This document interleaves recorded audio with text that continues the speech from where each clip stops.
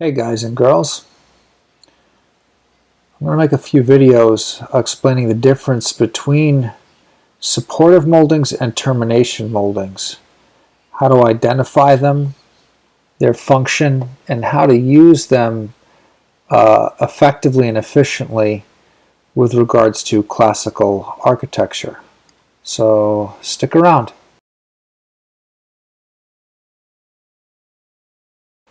Okay, so the first class of moldings, or the forms that we're going to talk about, are supportive moldings. Supportive moldings have two identifying markers or two identifying traits. Most of the construction that we build today is of post and lintel nature. That means that there's something vertical holding up something horizontal. Pretty easy to grasp. This is basic stuff, you know. Vertical studs in a wall hold up the floors and roofs up above. Vertical posts and columns hold up beams. So the vertical members are the supportive members. And this is true with our molding here. As you can see, the molding ends on or approaches the vertical y-axis. As you can see, that is one of the traits of a supportive molding, is that it will point upward. The other trait is that as it's approaching this upward position, it tends to become heavier, become more substantial, to give it this presence or illusion that it's able to handle weight up above. It looks like it wants to support something up above. There are many different types of supportive moldings, but the basic shapes you're going to come across are this quarter round type of shape or some sort of segmented arch, and this other shape called cyma reversa. And cyma reversa is just basically this S shape or OG shape, and you can see it starts to point in this vertical position. And as it's pointing, you can see it's becoming heavier. It looks like it wants to weigh this down. So these two forms right here would be classified as supportive moldings with the way they are oriented now.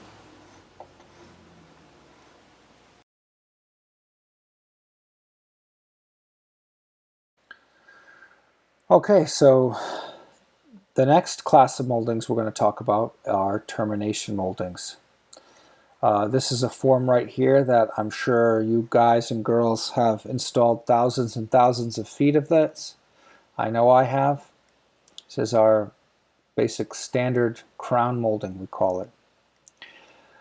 So whatever the supportive molding isn't, the termination molding is. So again, the supportive molding and the termination molding, they both have two traits. The two traits of the termination molding is that if the supportive molding is going in the vertical position, the termination molding will approach this horizontal position, will start to approach the x-axis. Also, as it's approaching that horizontal line, it gets thinned out. It doesn't become heavier. Like if you look at this part's heavier than this. It starts to narrow out. It becomes thin and delicate. There's basically, again, two shapes that really you can look at as termination moldings, depending on how you orient them in your composition. This one right here is another cymation. This one's called cyma recta, and cyma recta has that horizontal line or approaching the horizontal line to it.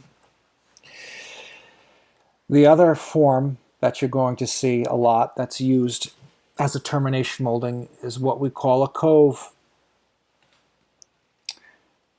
This cove right here actually has a small cyma recta and a cyma reversa. Interesting. but the cove again will approach this horizontal position.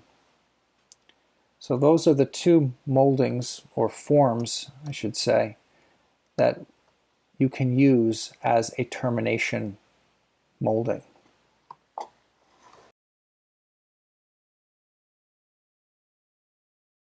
Well, now we have the ability to identify what a termination molding and a supportive molding is. These supportive moldings right here, you can stack stuff on top of them, and the termination moldings, well, they are the top. Now I want to show you a couple of common mistakes that carpenters make in the trim world. The first one I'm going to show you is regards columns. We're going to look at columns for a second. Here is a very stereotypical column that you would see on any porch or on a pilaster, possibly even a door entryway.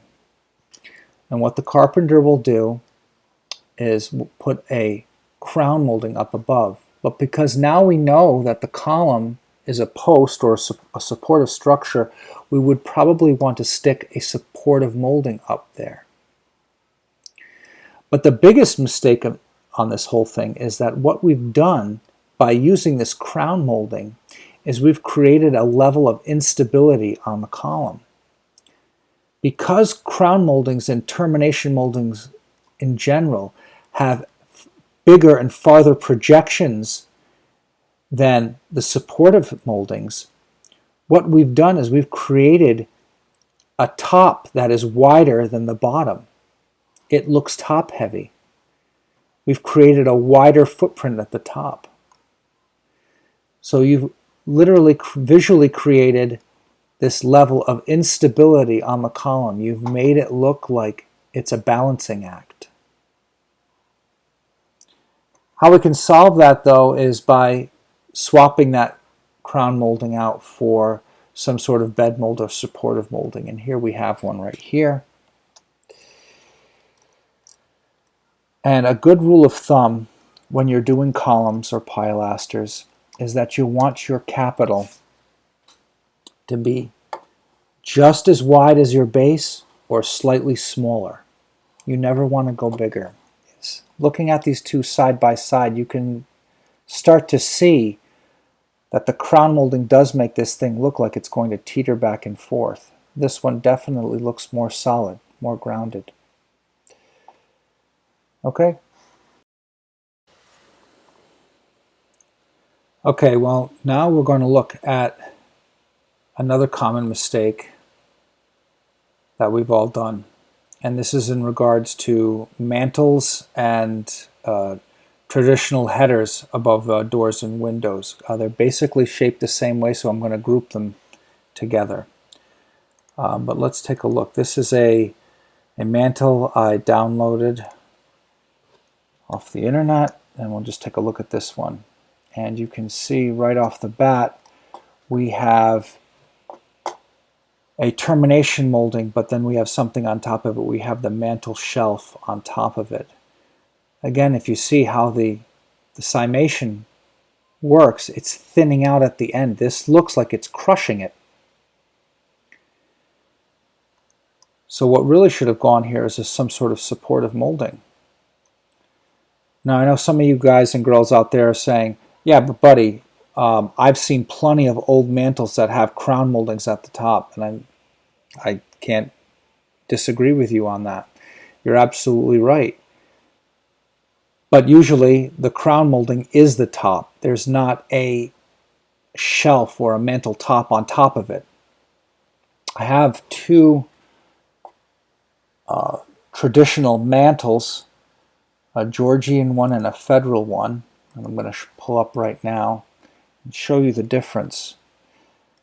This is not a crown molding on top, this is a cove or cavato, but it's the same, it's a termination molding nonetheless. There is nothing on top of it.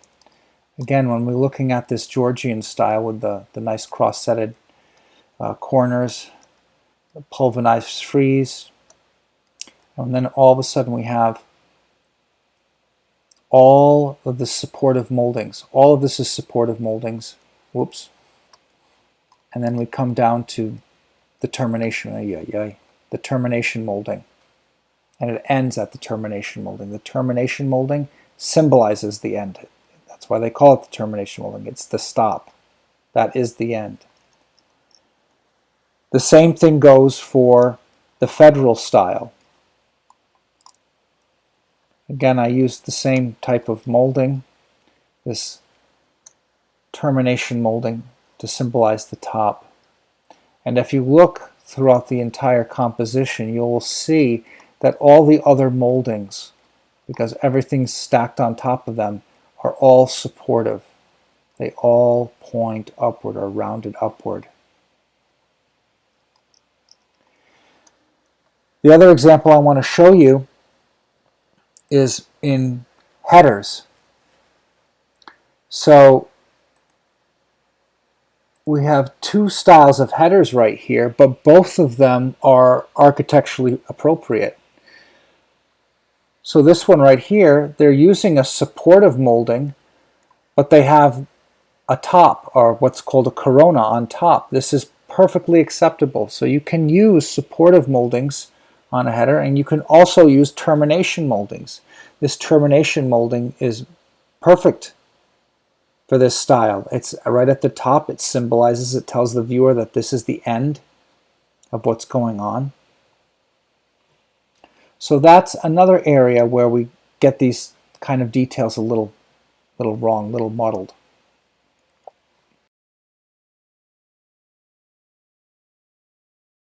So I'm not quite sure if you noticed that sometimes I would call these forms instead of moldings.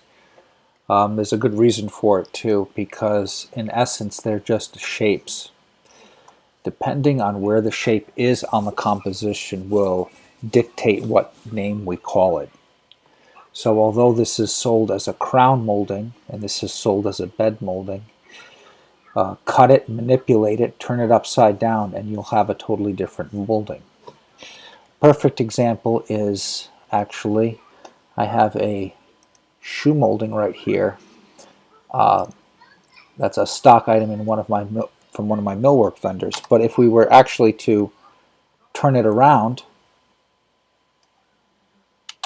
then we have basically a supportive molding. You can see that. A great molding to use to make a really nice, well-proportioned torus or base for your columns would be this bed mold. If you turned it upside down and added a plinth, it would actually make a great transitional molding to a base. This crown molding, turning it upside down, you can make another transitional molding for a pedestal, perhaps. And I'm going to show this, illustrate this with William Ware's American Magnolia Doric order that I drew up. This is based off of William Ware's proportions, which he based his off of Giacomo Vignola. But first we're just going to take a look at what's going on up above in the entablature. You can see on the very top we do have our cyma recta, and all the other moldings, aside from the cyma recta, all point upward. They are all supportive moldings because something is stacked on top of it. Your bed mold right here, the echinus points upward, the astragal points upward, all of them point upward. And I want to show you what's going on down below. You can see how this torus right here would definitely, you could definitely use a upside down bed mold to replace this and get a decent variation of it. Going down further onto the pedestal, if you actually look at this profile, this is basically a crown molding upside down with a half round. Very easy to make and manipulate. So this is what I'm trying to illustrate here, or trying to show you guys that these are forms, and depending on where they are and how they're oriented on the composition will dictate their name. So don't let this, just because this is called crown molding, because they need to sell it and name it something, doesn't mean that you have to use it as such. If this is a bed mold, that doesn't mean you have to use it as such. You can manipulate it and still be architecturally literate. So, and this is where the creativity really starts to happen, because like anything, whether it be art, music, sports, there are certain basic rules that you need to adhere to. And the people who are really great at it learn to work around those rules, learn to manipulate those rules to become even better. And this is what I'm trying to show you guys. It's not a free-for-all. When you want to create something with a certain level of sophistication, elegance, and beauty, learning the rules is just part of the game, and learning how to bend the rules and manipulate it to your will, that's where the real artistry comes in. And that's where the real expression comes in. So anyways, I hope you guys enjoyed this, and I'll catch you on the next video.